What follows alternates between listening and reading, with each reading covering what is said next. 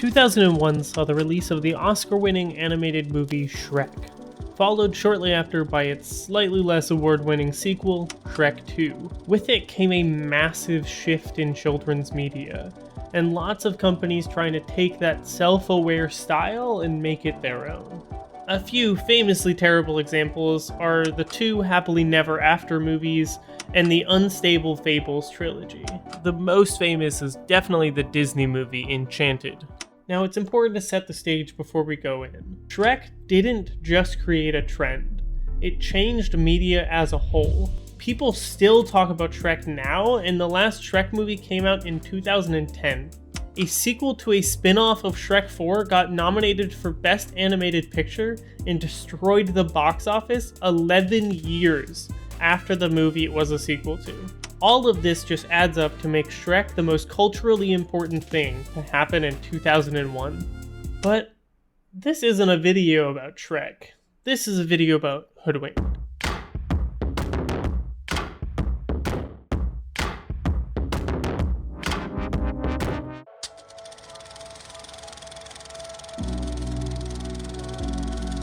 The movie starts, as any other great media does, by setting the scene. Immediately, we are greeted with arguably the most famous scene of the movie, and in my opinion, it's also hilarious.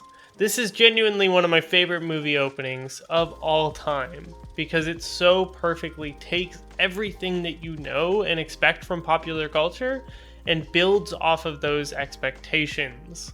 It starts with a storybook, and then directly into the classic story of Red Riding Hood. But if you think you know the story, who are you? Think again. I'm sorry, I couldn't resist. It's just such a great trailer. Okay, let's get back to it. The movie takes Red Riding Hood and immediately twists it. After all, it's like they always say, you can't judge a book by its cover. If you want to know the truth, you've got to flip through the pages. I got you again! Oh, that was so good. Oh god, I'm so funny. Just all the time. Oh god, more people should compliment me. Anyway, it starts as Red Riding Hood normally does. A young girl walks into her grandmother's house. What big hands you have. And what big ears you have. What big eyes you have. Are we just gonna sit around here and talk about how big I'm getting? And that's where things take a turn. Taking the train not just off the rails, but off the nearest cliff. Now, I'm actually going to pause here. I'm just going to say right now that I highly recommend this movie. If you have not seen it and you do plan to watch it or find it interesting at all, I'd find a copy and watch it now.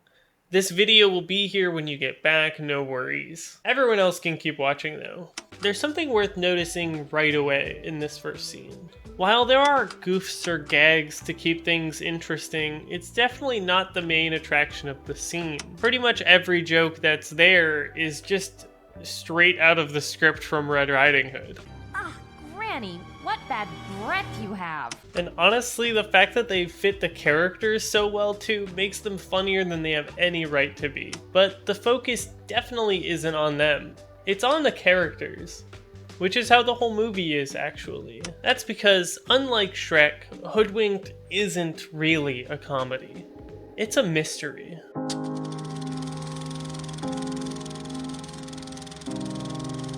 Hoodwinked as a narrative is constantly building towards two different and seemingly unrelated mysteries. The first mystery is extremely straightforward. What happened during the intro? Alright, what do we got? It's domestic disturbance. Breaking and entering, wielding an axe without a license, intent to eat. Not everybody is cool with that explanation, though. Let me introduce you to Nikki Flippers. Say, Tommy, you lose some weight? No, didn't think so. And this is how we get to the main crux of our story. Flippers reconstructing the day bit by bit through the medium of interviewing someone within clear earshot of the person they are accusing. Reporter, you sure have a strange way of doing your job. What can I say? I was raised by wolves. First up, we have Little Red, who's known for This red hood I wear, What about when you're not wearing it? I usually wear it. Next is the Wolf, or so he says. Me, I'm a poodle. Just having. Then we have the woodsman. And lastly, Granny Puckett herself. We'll get back to her later. All 4 of our main characters are given time in the spotlight, each one giving their own perspective on the events that led to Granny Puckett's house that day. This is also how our second mystery is revealed. Throughout each of their stories, they all have an interaction with a thief, known as the Goody Bandit, who has been stealing recipes from bakeries and goodie shops in order to force them out of business. Before we go on, I actually found Uncle Dane on Cameo, and so I sent him like $20 and asked him to do the Hoodwinked challenge, which is literally just watching the movie and then telling me what his review was. So this is what he sent back to me a few days later. I haven't actually watched this yet, so we're experiencing it together for the first time. It's gonna be great. Yo, what's up? I'm Uncle Dane, and this is my attempt at the challenge. Rock on. What's the Scooby-Doo? We're coming after you. We're gonna solve that mystery. I see you, Scooby-Doo. The challenge back to you. What's the Scooby-Doo? What's the Scooby-Doo? We're gonna follow you. We're gonna solve that mystery. We see you, Scooby-Doo. We're coming after you. What's the Scooby-Doo?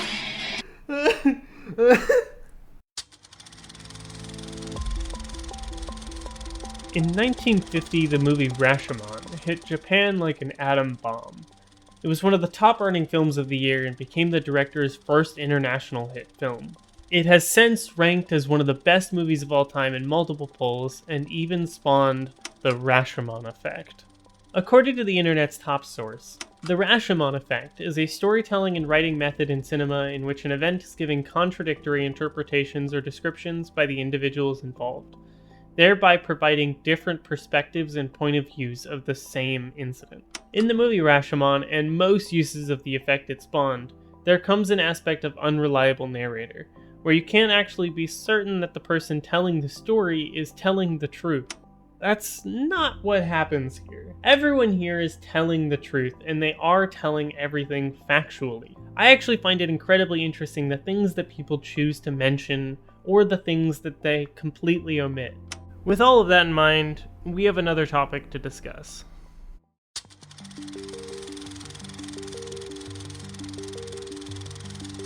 You might have heard the term postmodernism as the bad guy in some old man speeches online, but I think it's generally pretty important to understand, at least to some level, when discussing Hoodwinked. So I'm going to explain it briefly in this video right now. I'm going to do it right now. Postmodernism, in the simplest possible terms that I can put it, is the idea that truth is based on perspective. Not exactly based on it, but like it revolves around perspective. It can change. A super easy example, not exactly the best one, but like an easy one to get you a general idea. When you're first in science and you're in the early classes, you learn about the states of matter. There's solid, liquid, and gas. And as a kid, you're growing up, you took this class, and to you it is 100% true that there are 3 states of matter. Then you move on to slightly further in physics, and you learn about the 4th state of matter, plasma. In which case, there's 100% true there's that. If you go to the Wikipedia page for states of matter, it is horrifying. There's so many. This next part, I'm just going to edit out of the video entirely. Truth also changes based on who is telling the story and their own interpretation. There's a now classic meme that shows 2 people standing on either side of a symbol in the middle. For one of them, that symbol is the number 9, and for the other, the number is 6. Which of them is wrong? Neither, right? It is a 9, and it is a 6. Both of those are true based on where that truth is coming from.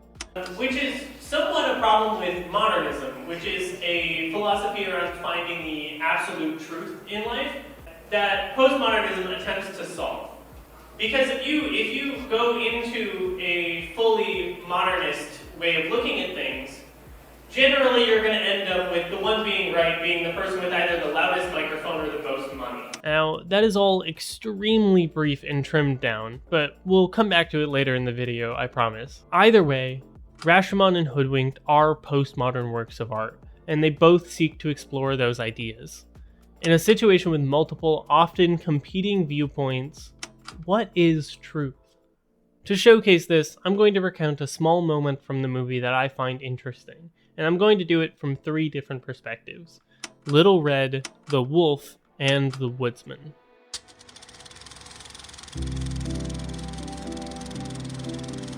Let's start this event with Little Red. A small child stands up in the middle of a forest after having just fallen out of a cable car. She looks up and immediately a bright flash of light hits her eyes from something that also just fell down. When she turns around, she sees a grown adult wolf there, towering over her. The wolf begins asking questions about her and her family, slowly attempting to get at the recipes in her basket that she's been trying to protect. Suddenly, the wolf roars at her, and she runs away. Wolf W. Wolf is in the middle of an investigation when his lead suspect falls from a cable car and lands right in front of him. His assistant, Twitchy, also falls from the tree, and as a result an accidental picture is taken. He tries to play it off like he doesn't know who she is, but he still tries to ask questions and further his investigation. Meanwhile, Twitchy is attempting to fix his camera after the fall. While fixing the camera, Wolf's tail gets caught in its gears, causing him to scream in pain and Red to run away. Kirk spent the whole time chopping down the forest. He had no idea any of it was happening. This scene is a fantastic example of interpretation changing what is actually happening. From Red's point of view, a predator is standing over her in the middle of a forest, asking her a bunch of stuff you shouldn't tell strangers. She's evading questions, but she's trying to be polite while not actually engaging with him. From Wolf's point of view, she is a criminal who's avoiding questions because she has something to hide. Now for the best part, the roar. Oh, sorry, I mean the scream. No, I mean, from Red's account, Wolf roared angrily at her.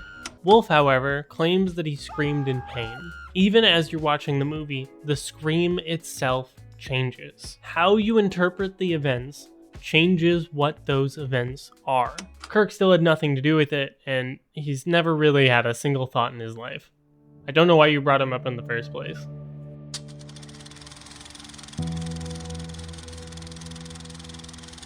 These interpretations from each character actually tell us more and more about them. My personal favorite example is just a tiny bit further in the day. Red is running away from Wolf until Wolf eventually catches up. She promptly pepper sprays him and runs away. From her point of view, at least. If we look from the wolf's perspective, you see a completely different side of Red. She, and this is true, kicks the shit out of him. This difference between the two stories comes down to 2 main aspects: the way each of them told the story, and the way everyone else heard the story. There are indications throughout the movie that show that the view we are seeing is not the exact perspective of the events from the character. This is how Nikki Flippers is interpreting it. The most blatant example is at the end of Red's story, when she has to explain multiple times the order of when things happen. As she does this, the visuals and how characters act actually change on the fly to reflect it. There are 2 options here that cause such a massive disparity in the depictions of this moment. Either Red didn't feel the need to mention it, or Nikki didn't even consider it. We don't get her exact words, unfortunately, but the way it's shown is just spraying him and running away. Did she say that's all she did? Did she use the words pepper spray him and run away? Or did she say she was able to fend him off, and that's the only way that Nikki thought she was capable of? If we flip that around a bit, Wolf got a really bad beatdown. Is that because the beatdown was actually that bad? You see, this is one of 3 different things it could be. 1, that's entirely accurate to what happened. 2, Wolf embellishing it to help prove his point that Red is the bandit. Or 3, Nikki adding extra emphasis to it because it's either funny to him or it stuck out. There's no way for us to know for sure.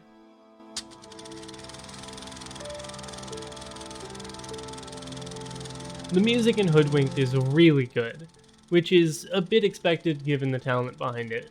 Most notable is Ben Folds, but the entire music department did a fantastic job. It's all original music instead of having a jukebox soundtrack like a lot of more recent big movies. Now, the jukebox style of taking popular music and incorporating it can work extremely well.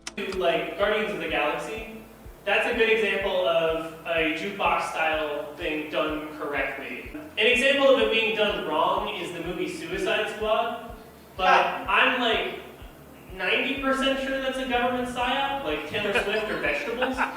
So we're not gonna talk about that. Honestly though, while I have a lot of thoughts on the music, I wouldn't be able to do it any better than a comment left on a previous video. On the video, TF2's worst movement mechanics, the user Johannes Gutenberg left an amazing write-up, and I'm just going to read it to you right now. Many critics ask themselves, what separates a good song from a great one?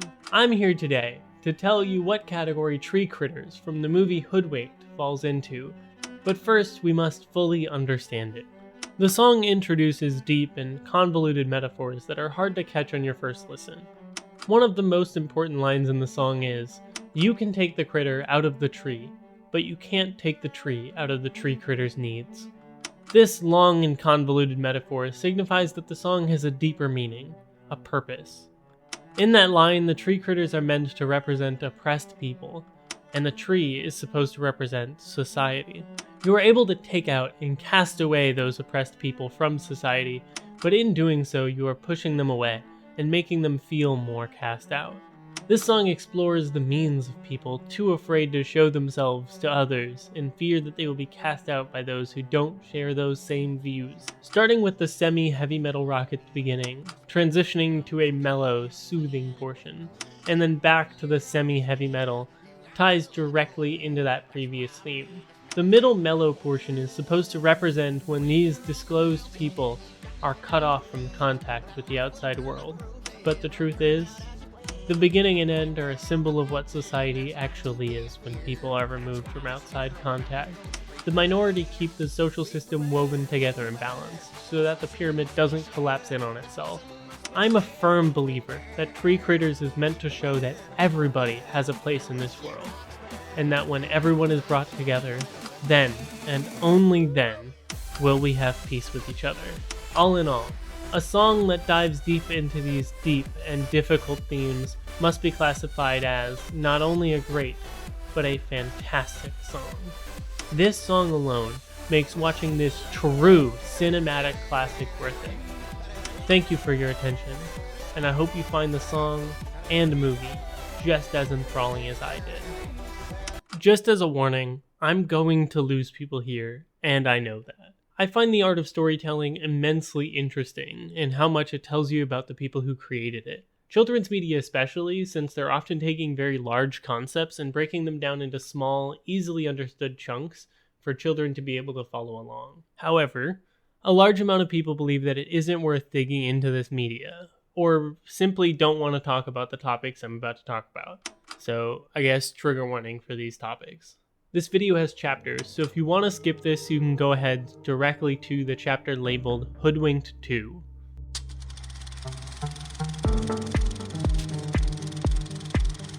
Once it's finally revealed that Boingo is the bandit, he gets an entire song dedicated to his evil plan and every aspect of it. He even brings out a slideshow to show every single step. So let's look at that plan for a bit. Step 1. Steal recipes from small businesses, which causes the businesses to shut down. Step 2. Make your product so addictive that people don't want to stop buying it. And step 3. Build one big business in their place. In the business world, there's a term known as a killer acquisition. This is the act of buying a competitor simply to shut them down and remove them from the equation. In the March 2021 edition of the Journal of Political Economy, they published a paper titled Killer Acquisitions, and it breaks down the practice within the pharmaceutical industry.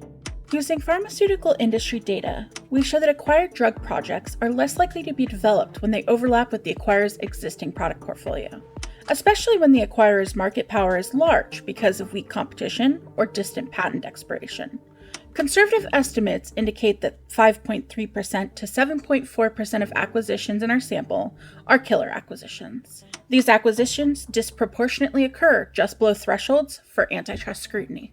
Even if you aren't talking about buying them or stealing their recipes, Big businesses tend to shut down local competition extremely easily. Walmart especially has been shown to suck small towns dry whenever they decide to set up. A 44-year-old grocery store in North Carolina saw a 30% sales drop immediately when a nearby Walmart opened a couple of years ago.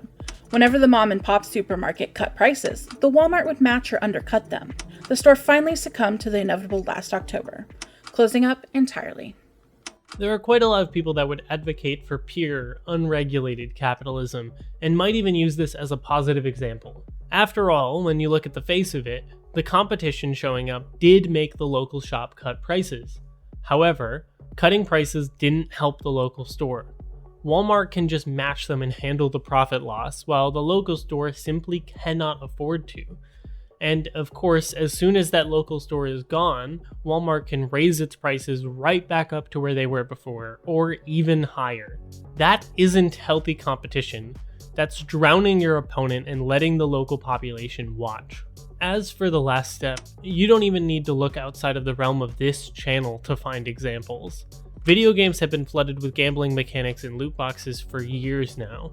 Gaming has progressively become closer and closer to a casino every year with no signs of slowing down, despite some mild regulation.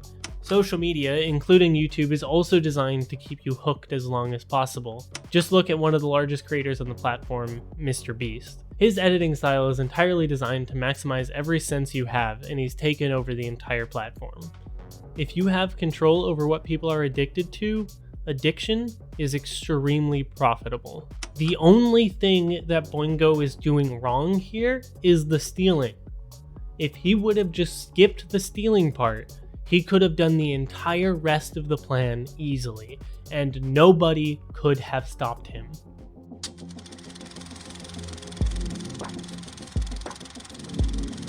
Remember earlier when I was talking about how what we're seeing could be either the storyteller or the listener's fault with each misinterpretation? There's a similar argument that could be made about the roar example that I'd used in the chapter right before it. Did Red describe it as a roar, or did the police, who have already put Wolf into a muzzle, just decide that of course the wolf is violent?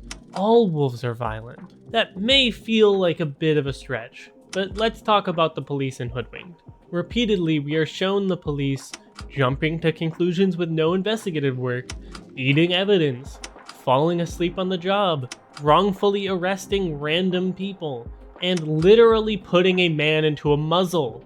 That list doesn't even include the shit that Nikki Flippers specifically does. Actually, screw this. We'll come back to the muzzle. First, we have to talk about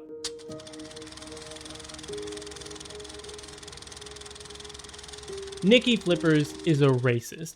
Despite the movie constantly trying to prop him up as a good guy, he still repeatedly does racist behavior.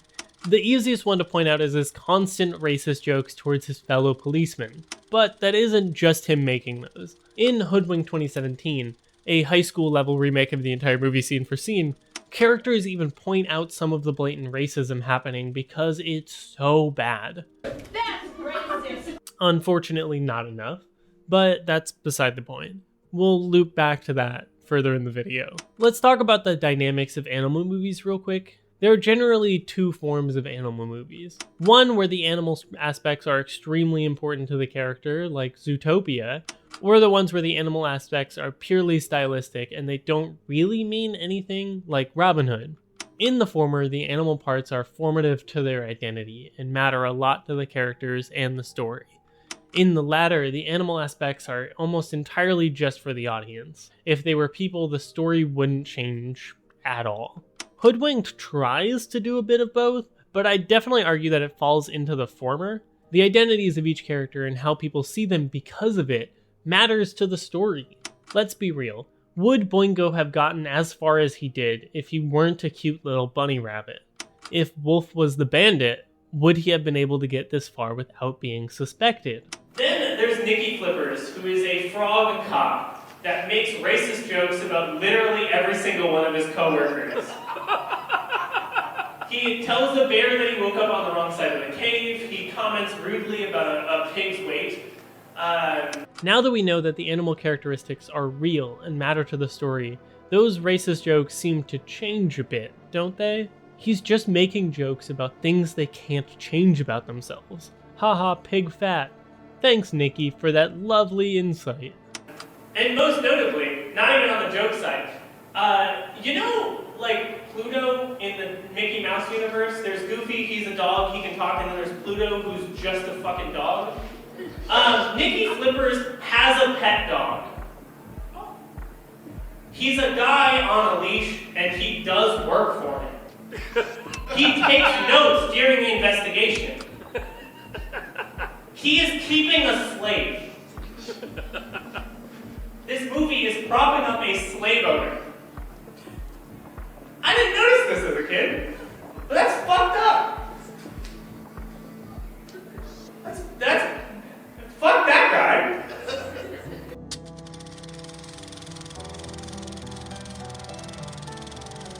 Let's talk about the muzzle. They put a muzzle on him because they just kind of guessed that he was trying to eat red with no evidence, when this entire time he was offering to share his side of the story and they just shut him down and put a muzzle on him anyway. Why don't they do anything to better detain Kirk? He's big enough that he probably doesn't even need a weapon to take them all out. They even put a taser to him because he has the audacity to ask for a phone call after being arrested. To add to all of that, in a weird parallel to modern America, the police even get weirdly excited about putting a child into a cage. What's with the handcuffs on a little girl? Her wrists slip right out. How about a cage? Bring in the cage! I was being sarcastic. Sarcasm, strike the cage. Good job, guys. Hoodwinked, as a movie, does not like the police, despite all of its efforts to say otherwise. I mean, they literally have some of their police being actual pigs. None of this commentary is saying that the film is bad. In fact, I would argue the complete opposite. This movie is a great example of subtext in its story, and drawing from the real world in order to make the fictional one feel even more real. In Hoodwinked, the police are incredibly incompetent and tend to make snap judgments that ultimately harm people. The world they live in also has a capitalist structure that promotes monopolies and addictions. Feels relatable, right? Okay, let's go back to the silly stuff.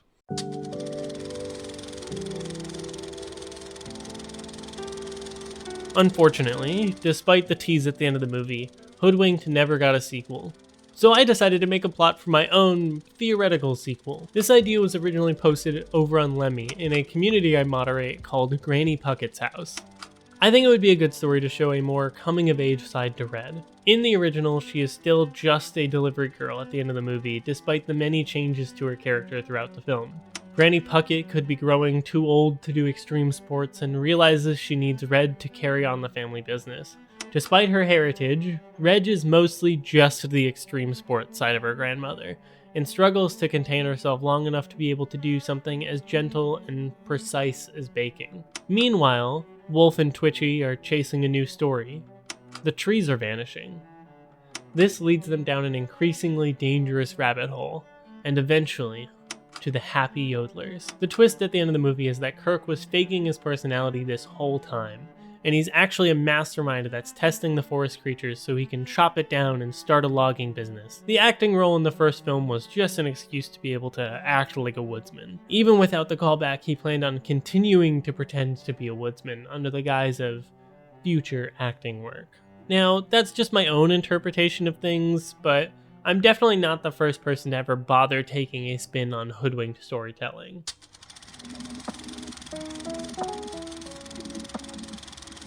Hoodwinked 2017 is a High School Musical remake of all of Hoodwinked, scene for scene. It has the budget of cardboard and some construction paper, and it is beautiful. They take some mild liberties with the character dialogue. That's racist! Most likely due to simply forgetting the line and improvising the general idea, but the entire story is fully intact. Are we just gonna sit around here and talk about how big I'm getting? I do admit though that it's a hard watch, especially if you haven't seen the movie, since it's going to be a lot harder to tell exactly what's going on. Either way though, the movie was removed from YouTube, so I can't link it. But I do have a copy saved, so I can show you some of the highlights. Come out to the woods, have a few laughs. I was supposed to be hibernating. Oh no, Mr. Ghost? Mr. Ghost! and the trail ends here. The trail of breadcrumbs. Be prepared, this lesson must be shared, this lesson must be shared, be prepared. No, not yet. I was making deliveries for my granny's goodie shop.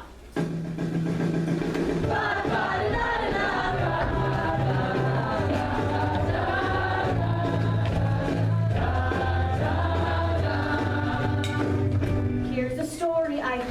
That's racist!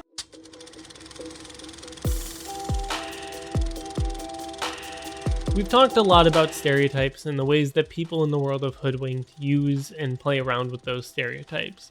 So let's talk about Keith, a prime example of not caring about what others say and sticking to your own guns. Tie up the brat.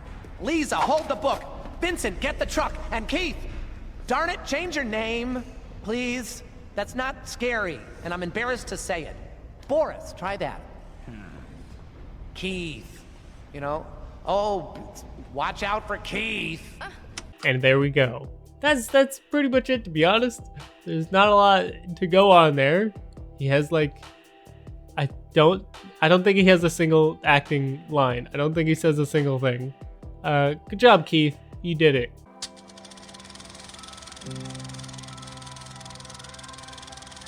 Okay, so I've put off this section long enough. The animation is bad. Just straight up objectively bad. Hoodwinked was one of the first ever fully 3D animated indie films ever. And the director stated in an interview that the entire movie's budget was only about $8 million. For comparison, the movie Chicken Little came out that same year and had a budget of $150 million. And that movie is Chicken Little. Chicken Little. Admittedly though, when watching the film now, you have to realize that we're all a bit spoiled with modern luxuries. 3D animation tools are so extremely easy to get now. Blender did exist back in 2005, but it's not even close to what it's capable of now. Even the Blender Open movies that they make every year completely blow the animation from Hoodwinked out of the water. Hoodwinked is very much a movie that should have been given more than it was. I would absolutely love if somebody took the exact same audio and just reanimated the whole thing start to finish. It would be a fantastic film when they remove its biggest flaw. There's honestly not a ton to really say about the animation though. It's a super memed on thing when talking about this movie, so I can't really add to that conversation.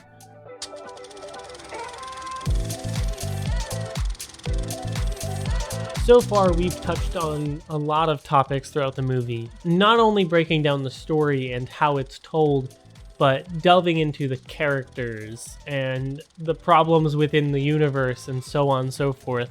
But you may be asking, what does this have to do with competitive Team Fortress 2?